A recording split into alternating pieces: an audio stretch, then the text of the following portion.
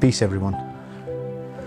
मैं शेख उवैस आपके सामने आज फिर से एक वीडियो लेके आया हूँ। बहुत गम और गुस्से के साथ ये वीडियो बना रहा हूँ।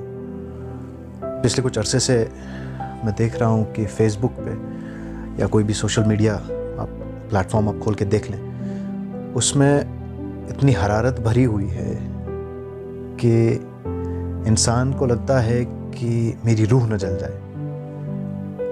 वो आग इतनी नफ़रत पैदा कर रखी है कि वो आग पूरी दुनिया को लपेट रही है।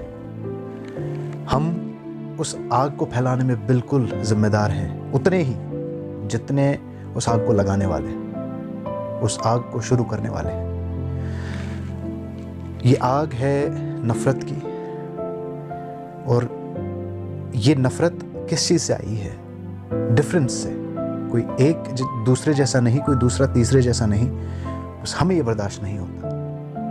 हम चाहते हैं कि जो आइडियोलॉजी हमारी है, जो फ़िक्र हमारी है, जो सोच हमारी है, वही हर एक शख्स की होनी चाहिए, जो कि बिल्कुल एक नामुमकिन सी बात है।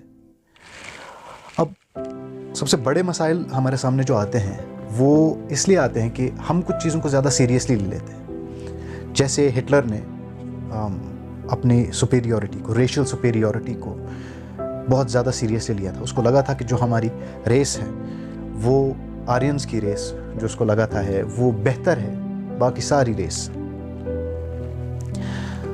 और उसकी वजह से उसने लाखों ज्यूज़ को, यहूदियों को जो है वो कत्ल कर दिया था। इसी तरह पूरी दुनिया में एक नफ़रत की लहर चल रही है। सबसे पहले देखते हैं इस्लामोफोबिया, इस्लाम के ख़िलाफ़ लोग बातें करते हैं। अब उनके बात करने के पीछे देखिए दो वजूहात हो सकती है। या तो वो सच में कुछ ऐसे वैलिड पॉइंट्स, ऐसे सही ऐसी बातें लेके आए हैं जिन पर हम थोड़ा सा गौर व फिक्र करें और देखें कि कहीं रीमॉडलिंग की तो ज़रूरत नहीं है हमारे ख़यालात में, कहीं पे कुछ चेंज तो नहीं किया जा सकता। लेकिन दूसरा जो है शर पसंद लोग हैं, जो एंटी पीस एलिमेंट्स जो हैं, जो नहीं चाहते कि अमन हो, चैन हो लोगों की ज़िंदगियों में, और वो इस्लाम के खिलाफ ऐसी बातें बोल देते हैं जिसकी वजह से आग लगना शुरू हो जाता है।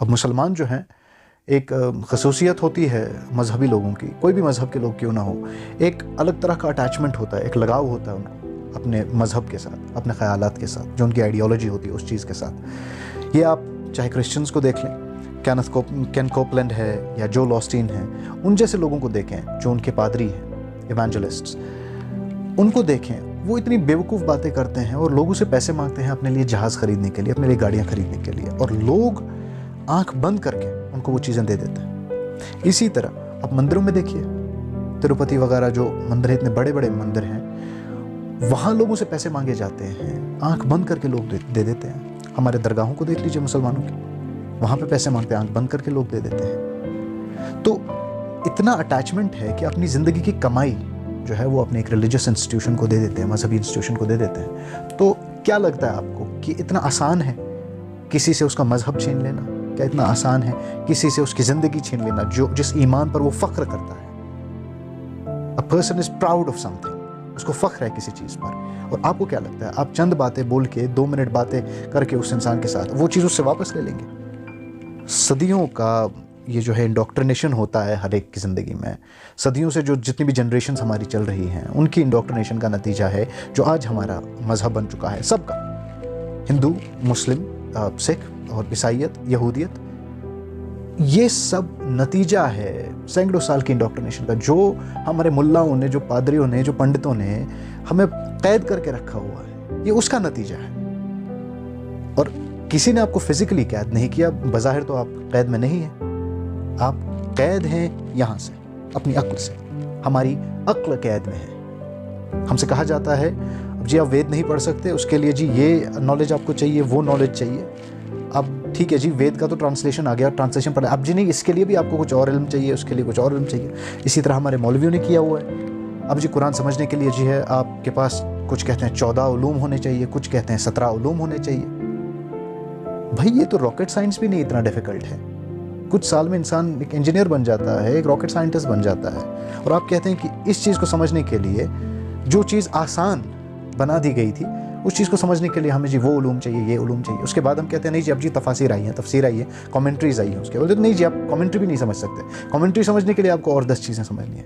भाई क्यों कॉम्प्लिकेट कर रहे हो इन चीज़ों को, क्यों इनको इतना डिफिकल्ट बना रहे हो, इतना मुश्किल बना रहे हो इतना इन चीज़ों को आप। और आपकी इन हरकतों की वजह से हुआ क्या है, पूरी दुनिया जो है, जो भी स्पेशली जो हमारे यंगस्टर्स हैं, जो हमारे नौजवान हैं, गर्म खून है, नौजवानी का जो है वो जोश है उनमें, और वो शौक़ है और ऐसा ज़ौक़ है कि वो आगे बढ़ना चाहते हैं इस चीज़ में। और ये एक ऐसी एज है जब इंसान ख़ुद को बेहतर समझता है बाकी लोगों से।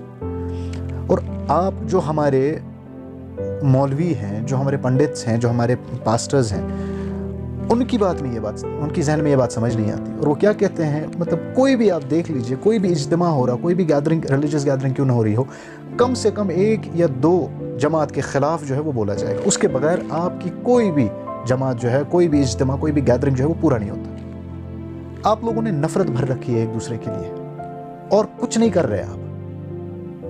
बड़ा ही अजीब मंजर देखने को आजकल मिलता है। पंडित लोग कहते हैं जी गाय को मारा जा रहा है इसीलिए जी कोरोना वायरस हो रहा है। अब आप गौमूत्र पीजिए, अब आप गाय का गोबर खाइए, उसको लगाइए अपनी बॉडी पे तो कोरोना वायरस नहीं होगा। जिन लोगों ने किया वो फेल हो गया सारा। अब इसी तरह हमारे मुल्ला जी कह रहे हैं, वो कह रहे हैं अब जी लड़कियों के जो है इस तरह के उस तरह के कपड़े हैं तो इस तरह से इसी वजह से जो कोरोना वायरस हो गया। और कुछ लोग कह रहे हैं अब जी लड़कियां स्कूटी चलाने लगी, ड्राइविंग करने लग गई हैं, उसकी वजह से जो है सैलाब आ रहे हैं, उसकी वजह से बाकी आफात आ रही हैं, वबा आ रही हैं। भाई करना क्या आप लोगों ने, आपको हासिल क्या होता है इन चीज़ों से? देखिए आपके इन फतावात से, ये बेवकूफ़ों वाले फतवे जो आप देते हैं, उनकी वजह से कोई लड़की स्कूटी चलाना, ड्राइविंग करना जो नहीं छोड़ेगी। ठीक है, जिस तरह से कपड़े उसको पहनने हैं वो पहनेगी, चाहे आप 10 बार कहें, 10,000 बार कहें, कुछ नहीं होने वाला। ये माशरा आपने ऐसा बना नहीं रखा। यहाँ से एक जगह से, एक तरफ से आप देख रहे हैं कि बेगुनाह मारे जा रहे हैं, कतराए जा रहे हैं, और आपकी मसाजिद में, आपके मंदिरों में, आपके चर्चेज़ में ये कहा जा रहा है अब जी गौमूत्र पीजिए, अब जी हेयर स्टाइल इस तरह से है, अब जी दाढ़ी का स्टाइल कर रखा है लड़कों ने, उसकी वजह से अजाब आ रहे हैं। अब जी लड़के जीन्स पहन रहे हैं, टखनों से नीचे जो है शलवारें रख रहे हैं तो अजाब आ रहे हैं। भाई क्या कर रहे हैं आप लोग, क्या मिलता है आपको इन चीज़ों से? ये बेवकूफ़ों वाली बात है। कुछ लोग हमारे कहते हैं जी कबूतर के जो बर्तन है जिसमें कबूतर को खाना खिलाते हैं, उस बर्तन में पानी डाल के पी लीजिए। अरे भाई उसमें बीमारियां हैं, और मारना है क्या लोगों को? अगर आपको यही पसंद है, यही आपको चाहिए, तो गोलियां मरवा दीजिए ना सबको। ये बेवकूफ़ों वाले इलाज।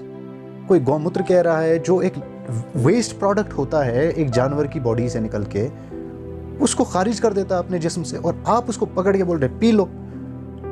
कोई गाय का पेशाब पी रहा है, कोई ऊंट का पेशाब पी रहा है। भाई इंसान पेशाब पीने के लिए बना है क्या? क्या कर रहे हैं आप ये? कोई जी कबूतर के बर्तन में वो जो कह रहे हैं कि पानी पियो, दवा शिफा मिल जाएगा। कोई कह रहा है कि जी आप एक अनियन ले लो, प्याज ले लो, उसको इस तरह से काटो फिर खा लो, उस तरह से। भाई फिर डॉक्टरों ने अभी तक जो साइंटिफिक एडवांसमेंट्स हुई हैं, जो भी टेक्नोलॉजी आई है, वो क्या इसी तरह से आई है क्या? ये गौमूत्र पी के आया है क्या? या फिर ये कबूतर के बर्तनों से आया है? वो इंसान के शऊर से आया है, इंसान के इल्म से आया है, गौर फिक्र करने से आया है। उस चीज़ से तो आप लोगों को नफरत है। उस चीज़ से आप लोगों ने हमारी जनरेशन को जो है वो बिल्कुल नफरत के मकाम पे खड़ा कर दिया है। इतनी नफरत करते हैं वो साइंस से, इतनी नफरत करते हैं वो सोच समझ से, गौर फिक्र से, कि छोड़ देते हैं वो सारे रास्ते और आपके बताए हुए दकियानूसी बातें जो है उन पर अमल करने लग जाते हैं। क्यों? क्योंकि आपने मजहब को एक हथियार की तरह इस्तेमाल कर रखा है, उनकी अक्ल को कैद करने के लिए। आपने उनकी अक्ल को, सोच समझ को कैद करके रखा हुआ है, और इसका जवाब आपको देना पड़ेगा। जो ये वबा फैल रही है ये आप लोगों की वजह से है। साइंस कह रहा है, गवर्नमेंट्स कह रही हैं घर पे बैठो, नमाजें नहीं पढ़नी कहीं मस्जिद में, पूजा नहीं करनी मंदिर में, जो सर्विसेज हैं वो नहीं करनी चर्चेज में। आप उठ के जी सेंटिमेंट को झंझोड़ रहे हैं, आप बोल रहे हैं जी कोई नमाज से नहीं रोक सकता कोई। अरे कोई नहीं रोक रहा आपको नमाज से, बस अब इज्तिमाई तौर नहीं, अब इनफरादी तौर कर लीजिए। फर्क समझिए, अक्ल का इस्तेमाल करें। अहादीस में भी आया है जब वबा फैले तो अगर उस जगह हो जहां फैल रही हो वहां से बाहर ना निकलो, और अगर कहीं है तो वहां जाओ मत। जो हदीस आपको प्याज और लहसुन खा के मस्जिद जाने नहीं दे रहे, आपको लगता है वो हदीस बोलने वाला आपसे कहेगा कि जाओ वबा फैला के आ जाओ? क्या बकवास बातें कर रहे हैं आप? आपने दुनिया को इतने खतरे में डाल के रखा हुआ है। लाखों की तादाद में आपके मंदिरों में लोग होते हैं, बड़ी आस्था से आते हैं, बड़े शौक से जाते हैं वहां पे, और आप उनकी आस्था का, उनके शौक का ये सलाह दे रहे हैं कि अगर कोई उन लाखों की तादाद में अगर 100 बंदे इन्फेक्टेड हुए कोविड-19 से, तो क्या होगा बाकियों के साथ? उनकी फैमिलीज नहीं है क्या? उनके अहलो अयाल से क्या कहेंगे आप कि हमारी लालच ने, हमारे पैसे की लालच ने, हमारे पावर की लालच ने आपसे आपके वालिद को छीन लिया, आपसे आपके बेटे को छीन लिया, आपसे आपके भाई और शौहर को छीन लिया? ये कहने की ताकत रखते हैं आप? खामखा की बेवकूफ़ी फैला रखी है आपने। आपके ही वजह से ऐसे लोग पैदा होते हैं जो कभी कहते हैं जी 12 तारीख को दुनिया ख़त्म होने वाली है, अब जी 29 तारीख को जो है आसमान से एक सितारा टूटेगा। भाई आपको सितारों का कुछ इल्म है? एस्ट्रोनॉमी के बारे में आपको कुछ पता है?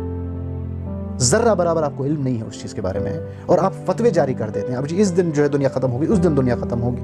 और आपकी वजह से, आपकी मेहरबानी है आप लोगों की, जो हमारी ये, आई एम सॉरी टू से, माजरत के साथ कहता हूं, अनपढ़ जाहिल गवार मुल्ला हैं, पंडित हैं या पादरी हैं, उनकी वजह से ऐसी कौम में ऐसे लोग पैदा होते हैं जो कहते हैं जी अब जी 12 तारीख को एक सुरैया नाम का सितारा आएगा, और वो सितारा जो है वो निकलते ही ये वबा ख़त्म हो जाएगी।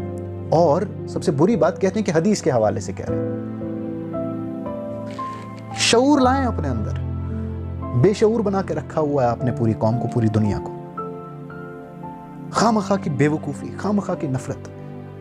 कोई फेसबुक पे एक छोटा सा पोस्ट क्या कर दे, अगर वो मेरे ख्यालात से बिल्कुल मद्दे मुकाबिल खड़ा हो जाए तो मैं उससे नफरत करने लग जाऊंगा, उसको गालियां देने लग जाऊंगा।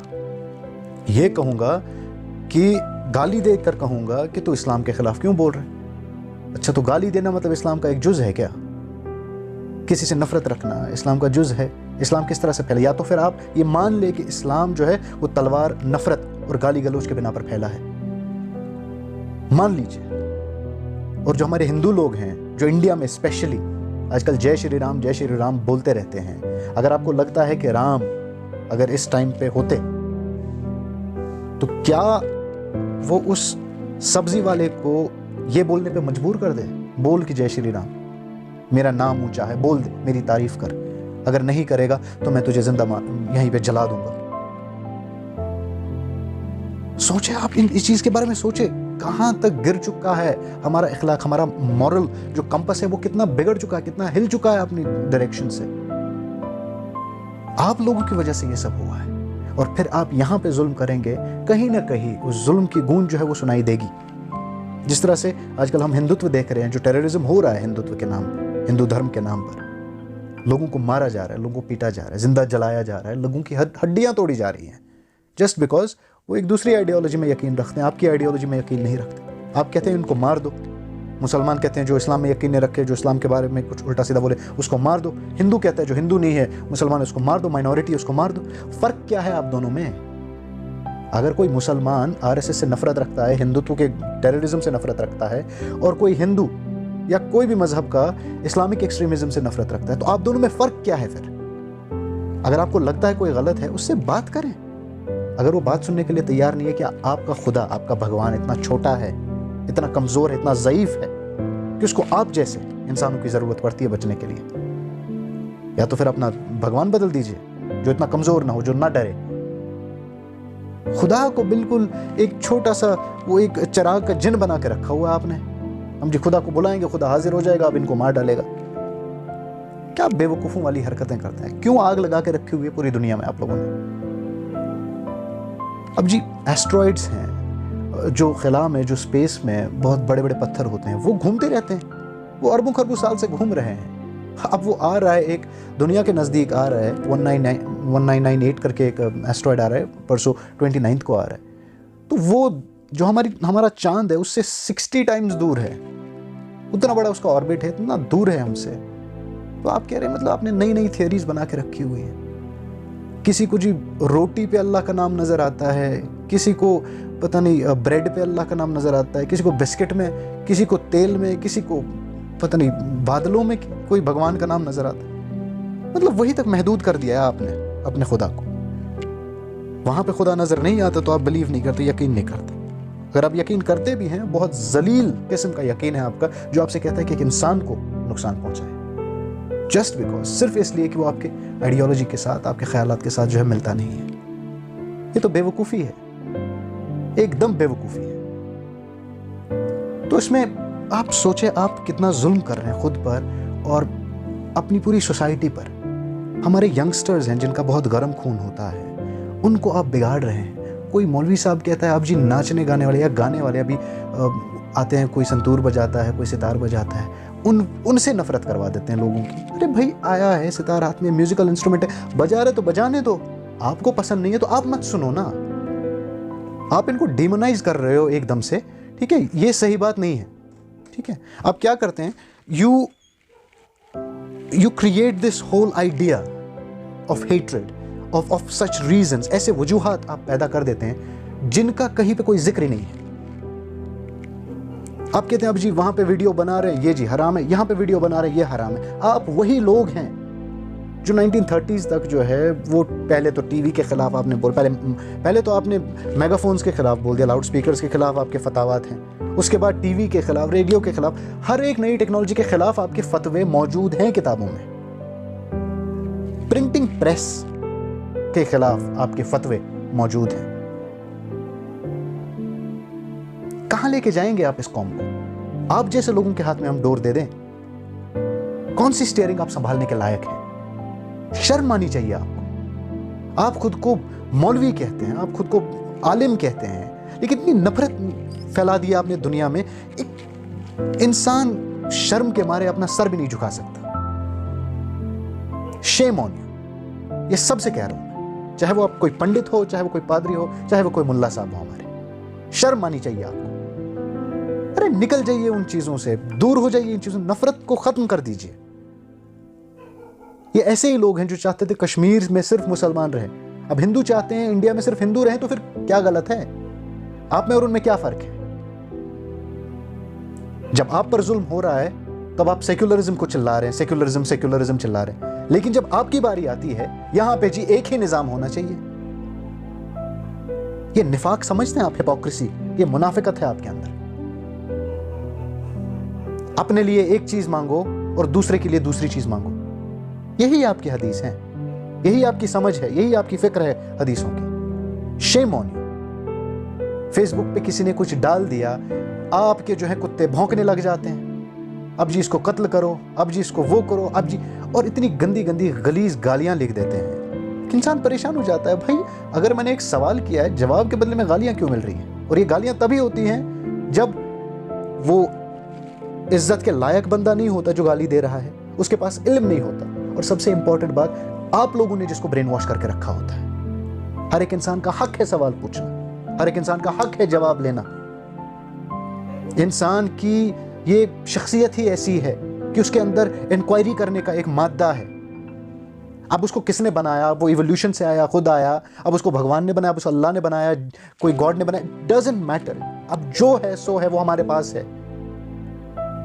आप इंसान को नहीं बचा सकते दूसरे इंसान से, या अपने आप से नहीं बचा सकते। आप उसको जहन्नुम से बचा रहे हैं, नर्क से बचाएंगे क्या आप उसको? पहले खुद से तो बचा दीजिए उसको। ऐसी बातें करके आपने इतनी नफरत फैला दी है पूरी सोसाइटी में, इंसान डरता है अपने ख्यालात का इजहार करने से। अगर इंसान की शख्सियत ही ऐसी है कि वो सवाल करना चाहता है और वो जवाब तलब करना चाहता है, तो पूछने दें।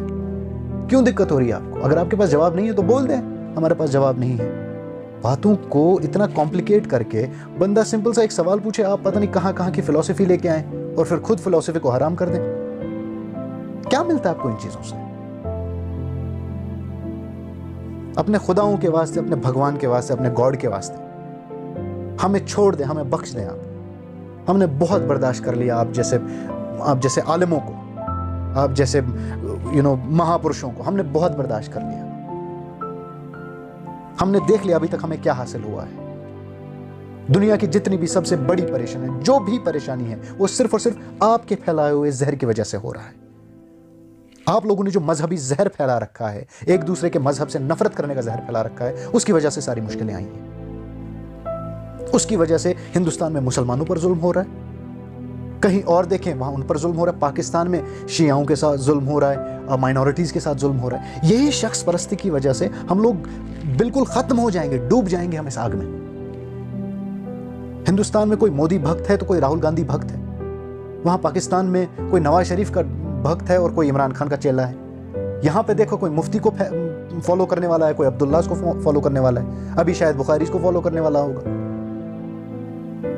यही फॉलोअर्स जो हैं दुनिया को तबाह कर रहे हैं। हिटलर ने किसी को नहीं मारा, हिटलर ने अपने हाथों से किसी को नहीं मारा। हिटलर के जो फॉलोअर्स थे उन्होंने मारा, उन्होंने यहूदियों को मारा। मोदी ने अपने हाथ से किसी को नहीं मारा, जो इसके फॉलोअर्स हैं वो मार रहे हैं लोगों को।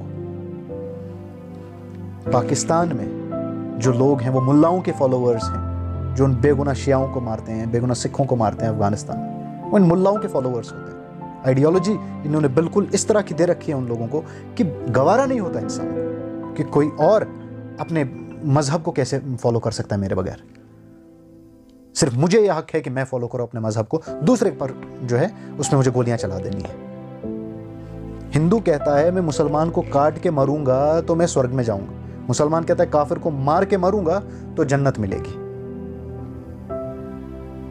ये फैला रहे हैं आप, कहीं 72 हूरों का वादा करके, कहीं 53 हूरों का वादा करके, कहीं भगवान राम के आशीर्वाद का वादा करके, कहीं जीसस के देखने का वादा करके, यही वादे करके, यही झूठे घटिया जलील और गलीज वादे करके आपने वर्गला रखा है इन सबको।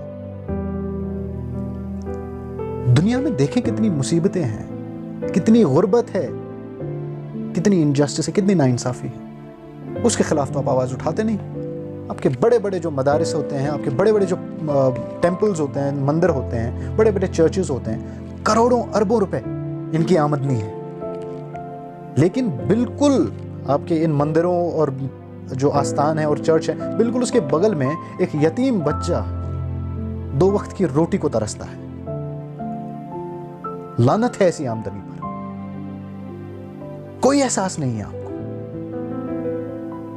आप जिम्मेदार हैं जो भी हमारे हालात हैं, जो भी बुरे हालात हैं उसके जिम्मेदार आप लोग हैं, जो इस ऑर्गेनाइज्ड रिलीजन को एक धंधे की तरह चलाते हैं। आपसे जवाब लिया जाएगा, आज नहीं, कल नहीं, परसों नहीं, जल्द आपसे जवाब लिया जाएगा। जो आप ये नफरत फैला रहे हैं हम लोगों के दिलों में, उसका जवाब लिया जाएगा आपसे। और हम भूलेंगे नहीं कि आपने किस तरह से इस दुनिया को जहन्नुम बना के रखा है। और ये जहन्नुम इसलिए बना के रखा है क्योंकि आपने जन्नत के वादे कर दिए हैं लोगों से। मैं सब लोगों से गुजारिश करता हूं जो भी ये वीडियो देख रहे हैं, प्लीज ये नफरत को तर्क कर दें, एक दूसरे के साथ मोहब्बत से पेश आए। इस दुनिया में कुछ और नहीं है मोहब्बत के सिवा जिससे हमारी जिंदगी बेहतर बन सकती है। हम चाहे इस दुनिया को जन्नत बनाएं या जहन्नुम बनाएं, हमारे हाथ में। किसी को आंख बंद करके फॉलो मत करें। कोई कुछ कह रहा है, सवाल पूछें, सवाल करें आप कि आपने कहां से ली ये बात, कैसे, आप कैसे इस बात को इतना मानते हैं, हाउ, वाई, ये सवालात पूछें। अगर ये सवालात पूछे गए होते तो आसाराम बापू जैसे लोग यहां नहीं होते, बाबा राम रहीम जैसे लोग जो हैं रेपिस्ट, वो लोग नहीं होते, गुलजार पीर जो हमारे कश्मीर में है वो नहीं होता। इसी तरह हजारों की तादाद में ये झूठे बाबे जो हैं ये हमें खराब ना करते, हमारे माशरे को खराब नहीं कर पाते। इनसे अगर सिर्फ एक शख्स ने सवाल पूछा होता, मगर मुझे लगता है मजहब का यही मतलब बना दिया गया है कि आंख बंद करके जो है वो आप मान लीजिए जो आपसे कहा जाए। इंसानियत के बिल्कुल खिलाफ है, ये अक्ल और शऊर के बिल्कुल खिलाफ है, इंसानियत के खिलाफ है। एंड इस चीज से आप लोग इंसान नहीं रहते, जानवर बन जाते हैं। तो प्लीज एक दूसरे से नफरत करना छोड़ दें। अगर आपको मेरी कोई बात या किसी और की कोई बात अच्छी नहीं लगती, आए मेरे पास, सवाल करें, पूछें मुझसे, भाई आपने ये बात कही है क्यों, किस बिना पर आपने कही। अगर मौलवियों से सवाल करने की बात मैं कर रहा हूं तो मैं खुद से भी सवाल करने की बात कर रहा हूं। आप मुझसे सवाल करें, आप उस इंसान से सवाल करें जिसके साथ आपको थोड़े से तजाद आपके लग रहे हैं, जिसके साथ आपको कोई ऑब्जेक्शंस हैं। कुछ नहीं होगा इन चीजों से, कुछ हासिल नहीं होगा इस नफरत से। रमजान का महीना चल रहा है, कोरोना वायरस भी चल रहा है, सारे मंदिर बंद हैं, सारी मस्जिदें बंद हैं, सारे चर्चेस बंद हैं, स्कूल्स, कॉलेजेस, यूनिवर्सिटी सब बंद हैं। खुले हैं तो सिर्फ अस्पताल, खुले तो सिर्फ हमारे पुलिस स्टेशन, खुले तो सिर्फ हमारी म्यूनिसिपैलिटीज। इन लोगों के साथ जो है ताउन करें, इन लोगों का साथ दें, इस मुसीबत से छुटकारा मिले। अदरवाइज पूरी दुनिया ख़त्म हो जाएगी और ना तो फिर मज़हब के नाम पे झगड़ने वाला कोई होगा, ना तो राम के नाम पे कोई मंदिर बनाने वाला होगा, ना तो बाबरी मस्जिद को फिर से खड़ा करने वाला कोई होगा, ना तो जन्नत और जहन्नम का फैसला करने वाला कोई इंसान होगा। प्लीज़ मेरी इस बात को ज़रा गौर से अपने जहन में डाल लें और थोड़ा सा गौर व फिक्र करें इस चीज़ पर। बाकी अगर किसी की फीलिंग्स को, किसी के कोई भी सेंटिमेंट्स हो, उनको अगर चोट पहुंची है तो मैं इसके लिए माजरत खाऊँ। Thank you.